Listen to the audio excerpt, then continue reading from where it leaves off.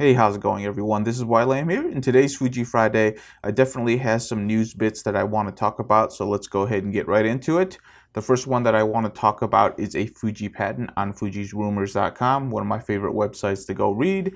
And this one has a top dial that has an LCD screen in which you can customize it to do certain things. Now, this is something that has been very interesting, and a lot of people have already thought about this idea and have already proposed this idea. The fact that they put a patent out there means that they're pretty serious, because it's definitely not free to register a patent, and there's a lot of legality that you have to get through. And I think this is a piece of technology that would be really great for a camera like the X-H2 by giving the photographer or videographer the ability to customize their dials to anything they want. That's definitely a capability that I think a lot of professionals would want.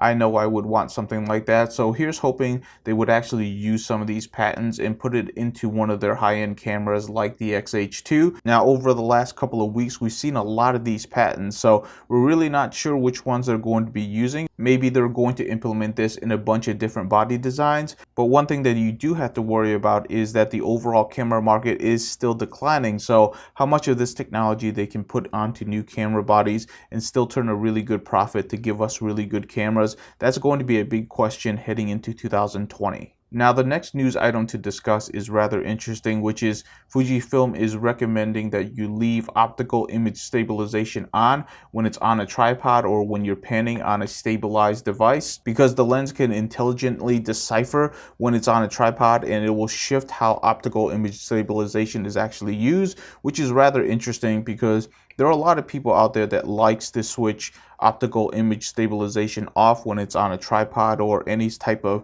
stabilized mount. But for me personally, I actually never really turned it off, because for the type of photography that I'm doing, I never really use a tripod. But when I do use a tripod, I tend to forget about the optical image stabilization. But really, the sharpness of the pictures, I've never had an issue with that. But it is rather interesting on the 16 to 80 and also on the 200mm f2. They've already designed intelligence in there to where you don't have to worry about shutting it off. And this is probably a technology that's going to be a future in all lenses. In fact, it would really be nice if they start refreshing some of their older lenses to include this type of technology. I really think small improvements like that on some of the tried and true lenses would get people to dump their old lenses and actually buy a version 2 of that lenses. We don't really need major enhancement to some of the tried and true lenses to really get people to want to buy into some of the new featured enhancements. Something like this could potentially be very useful for a lot of lenses that have optical image stabilization. I know that's something that I would be interested in, because when I do use a tripod,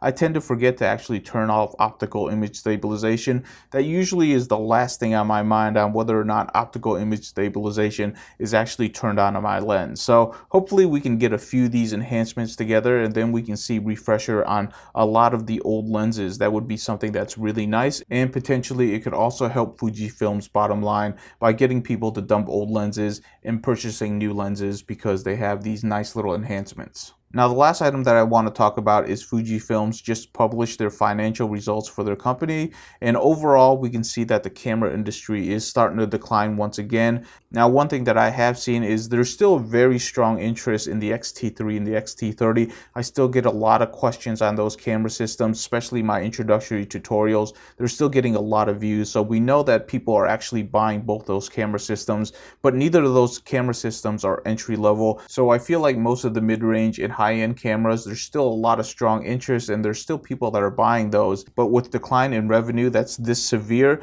you kind of wonder if they can sustain the R&D for their mid-range and high-end cameras. And this is something, as an enthusiast and a professional, that we do have to worry about, because eventually there's going to be a point where R&D is going to start to suffer, and we're really not going to see the innovations that we want from a year-to-year basis when we're buying these new camera bodies. And really, it's on all of us to really try to promote photography and videography and try to get some of the younger people into it so that they are actually interested in buying these type of camera systems, because you can really tell the younger generation definitely like their smartphones, and they're really not gravitating over to the dedicated camera systems like they used to be. And it's really up to us, the YouTubers and the people that are real enthusiasts, to kind of change their mind and get them into camera systems like the ones that we're using, so that they can make better content, whether it's for photography or video, because you can really tell that the overall camera market is suffering, and you kind of wonder how low it can go before companies either start failing or they need to merge together in order to survive. But that's all the conversation that I have for this week.